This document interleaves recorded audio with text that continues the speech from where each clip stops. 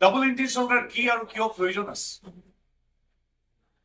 আমি এই কথা আজি এই কাৰণে বিশেষভাৱে উল্লেখ কৰিব লাগিব যে মই এই মুহূৰ্তত আছো তিতাবৰেই হওক বা নাজিৰেই হওক, শিৱসাগৰ হকে বা ঢকুৱাখানা নলবাৰীয়ে হওক, আজি বিভিন্ন ৰাজনৈতিক চিন্তা চৰ্চা বা আমাৰ বিভিন্ন উন্নয়নমূলক কাম কাজ, ভাষা সাহিত্য সংস্কৃতি ইতিহাসৰ সোণালী পৃষ্ঠাবিলাকৰ প্ৰসাৰ প্ৰচাৰ পুনৰুত্থান ইত্যাদিৰ সমান্তৰালভাৱে আমাৰ এটা কথা ৰাইজে আমাৰ সৈতে একেলগে সুৰ মিলাই আজি উচ্চাৰণ কৰিছে যে হয়, ডাবল ইঞ্জিন চৰকাৰৰ প্ৰয়োজন আছে সামগ্ৰিক বিকাশৰ বাবে। ডাবল ইঞ্জিন চৰকাৰৰ কথা আজি এখন গাঁও বা এটা বিধানসভা সমষ্টিলৈ আহিছে যে আজি সকলোৱে কৈছে হয়, কেন্দ্ৰত নৰেন্দ্ৰ মোদী ডাঙৰীয়া নেতৃত্বাধীন এনডিএ চৰকাৰ, বিজেপি চৰকাৰ, তাৰ পৰৱৰ্তী ইঞ্জিনটো আছে আমাৰ অসমৰ পৰিপ্ৰেক্ষিতত হিমন্ত বিশ্ব শৰ্মা নেতৃত্বাধীন আমাৰ ৰাজ্য চৰকাৰ বা আপোনালোকৰ আশীৰ্বাদত হ'বলগীয়া তৃতীয়বাৰৰ বিজেপি চৰকাৰ। সেই ডাবল ইঞ্জিন চৰকাৰৰ চলমান ৰেলগাড়ীখনত প্ৰত্যেকটো সমষ্টিৰ মানুহে বিচাৰে যে এই বিকাশৰ চলমান, সুৰক্ষাৰ চলমান এই ৰেলগাড়ীখনত আমাৰ নিজৰ সমষ্টিটো এটা দবা হিচাপে সংযোগ কৰি দিওঁ। প্ৰত্যেকখন গাঁৱৰ মানুহে, প্ৰত্যেকটো গোটৰ মানুহে বিচাৰিছে যে আমি ডাবল ইঞ্জিন চৰকাৰৰ বিকাশৰ এক অনিৰুদ্ধ গতিৰ এক সহযাত্ৰী হওঁ। সেই কথা কবৰ বাবে আমি আহিছো পৰম কৃতজ্ঞতাৰে অসমবাসী ৰাইজলৈ অন্তৰতম শ্ৰদ্ধাৰে কৃতজ্ঞতা প্ৰকাশ কৰি আৰু তেখেতসকলৰ আশীৰ্বাদ বিচাৰি আমি পুনৰবাৰ দোহাৰিব বিচাৰিছো, হয়, সামগ্ৰিক বিকাশৰ বাবে ৰাজ্যখনক ডাবল ইঞ্জিন চৰকাৰৰ প্ৰয়োজন আছে। সামগ্ৰিক বিকাশৰ বাবে আমাৰ গাঁওখন, আমাৰ বুথ, আমাৰ চহৰ, আমাৰ ৱাৰ্ড, আমাৰ লোকসভা বা বিধানসভা সমষ্টিৰ সেই ডাবল ইঞ্জিনৰ সৈতে সংযুক্ত কৰিব লাগিব এখন সুৰক্ষিত বিকশিত অসমৰ বাবে। কোনো নিবিচাৰে যে আমি এতিয়া আৰু বিৰোধীৰ প্ৰতিনিধি এগৰাকীক দিছপুৰলৈ বা নতুন দিল্লীলৈ পঠিয়াম।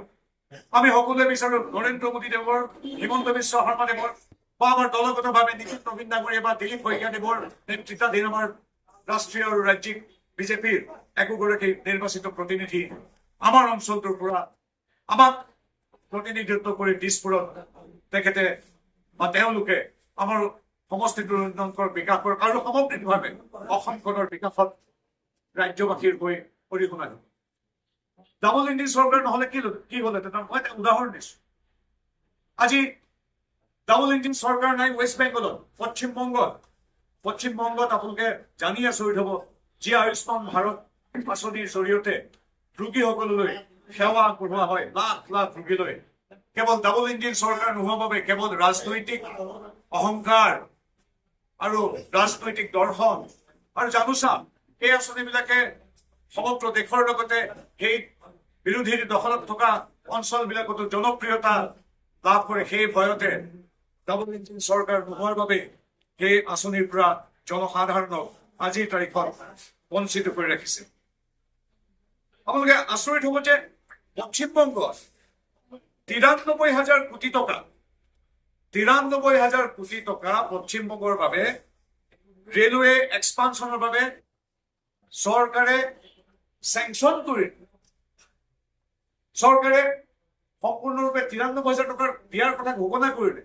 কিন্তু আচৰিত কথা, ডাবল ইঞ্জিন নোহোৱাৰ কাৰণেই সেই চৰকাৰখনে আমাৰ চৰকাৰৰ লগত একেলগে হাতে হাত ধৰি বিকাশৰ পথত অগ্ৰসৰ নোহোৱাৰ বাবে 93,000 crore 93,000 কোটি টকাৰ এতিয়ালৈকে বিনিয়োগ হোৱা নাই। আৰু ৰেল এক্সপানশ্যনৰ কাৰণে, বিকাশৰ বাবে, সম্প্ৰসাৰণৰ বাবে যি মাটিৰ প্ৰয়োজন 73%, 73% মাটিয়ে এতিয়ালৈকে তেওঁলোকে দিব পৰা নাই। অৰ্থাৎ গোটেই প্ৰকল্পবিলাক স্থবিৰ ৰৈ আছে। কৰ্ণাটকতো একেই 29,884 কোটি টকা অব্যৱহৃত হৈ বিভিন্ন বিভাগত, জল জীৱন মিছনকে আদি কৰি বিভিন্ন বিভাগত আজি অব্যৱহৃত হৈছে। ডাবল ইঞ্জিন চৰকাৰ নোহোৱাৰ বাবে পাঞ্জাবত 10,000 কোটি টকাৰ ৰাষ্ট্ৰীয় ঘাইপথৰ বাবে দিয়া হৈছিল, কিন্তু ডাবল ইঞ্জিন চৰকাৰ নোহোৱাৰ বাবে আজি তাত তেওঁলোকে লেণ্ড একুইজিশ্যন কৰি ভূমি দিব নোৱাৰাৰ বাবে আজি ঘট হৈ আছে।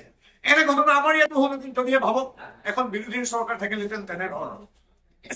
আজি 27,000 কোটি টকাৰ ছেমি কণ্ডাক্টৰ প্ৰকল্প কেন্দ্ৰীয় চৰকাৰে অসমৰ বাবে দিলে। প্ৰথম এইটো ছেমি কণ্ডাক্টৰ প্ৰকল্পৰ ভিতৰত আজি যদি ডাবল ইঞ্জিন চৰকাৰ নহলেহেঁতেন তেতিয়াহ'লে এই ২৭,০০০ কোটি টকা তেনেকৈ থাকিলেহেঁতেন। পাৱাৰ চাপ্লাই অৰ্থাৎ আমাৰ বিদ্যুৎ যোগানৰ পৰা আদি কৰি মাটি অধিগ্ৰহণ কৰি গতাই দিয়ালৈকে কামবিলাক নহলেহেঁতেন। কিন্তু হিমন্ত বিশ্ব শৰ্মা নেতৃত্বাধীন NDA চৰকাৰ আছে বাবে আজিৰ তাৰিখত কিছু মাহৰ পিছতে আমি দেখিম একোটা চিপ, যিকেইটা চিপ হয়তো আমেৰিকা, ইংলেণ্ড, অষ্ট্ৰেলিয়া, নিউজিলেণ্ডত কোনোবা মোবাইল ফোন, কোনোবা গাড়ীত থাকিব, কোনোবা বিভিন্ন ধৰণৰ ইলেক্ট্ৰনিক সামগ্ৰী, বৈদ্যুতিন সামগ্ৰী থাকিব, য'ত লিখা থাকিব made in Assam, made in India. আৰু ডাবল ইঞ্জিন চৰকাৰ আছে বাবে আজি আমাৰ ৰাজপথ সম্প্ৰসাৰিত হৈছে।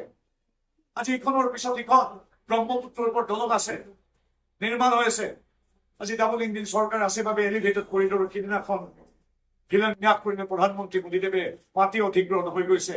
আজি কাম কাজ আৰম্ভ হবৰ, প্ৰায় আৰম্ভ হবলৈ উপক্ৰম হৈছে আণ্ডাৰ ৱাটাৰ টানেল গহপুৰ আৰু নুমলীগড় সংযোগ। গতিকে আমাৰ গাঁওখন, আমাৰ ৱাৰ্ড, আমাৰ বুথ, আমাৰ তিয়ক, তিতাবৰ, মৰিয়নি বা চন্তত, নাজিৰা, আমাৰ ঢকুৱাখানা, ঘগ্ৰাপাৰ বা কৈঠালকুছি, আমাৰ প্ৰত্যেকটো অঞ্চল, প্ৰত্যেকটো সমষ্টিক বিকাশৰ গতিৰ সৈতে সংযুক্ত কৰিবলৈ আমাক ডাবল ইঞ্জিন লাগে। আৰু আমি কৃতজ্ঞতা এইকাৰণে প্ৰকাশ কৰিছো যে অসমৰ ৰাইজে এতিয়া ইতিমধ্যে সিদ্ধান্ত লৈছে, প্ৰতিটো অঞ্চলৰ মানুহে সিদ্ধান্ত লৈছে, মোৰ অঞ্চলটো, মোৰ গাঁওখন বা মোৰ বিধানসভাৰ উন্নয়নৰ বাবে, মোৰ অসমীয়া আইন আন্তঃগাঁথনিৰ উন্নয়নৰ বাবে, আমাৰ ৰাজ্যখনৰ উন্নয়নৰ বাবে ডাবল ইঞ্জিন চৰকাৰৰ প্ৰয়োজন আছে।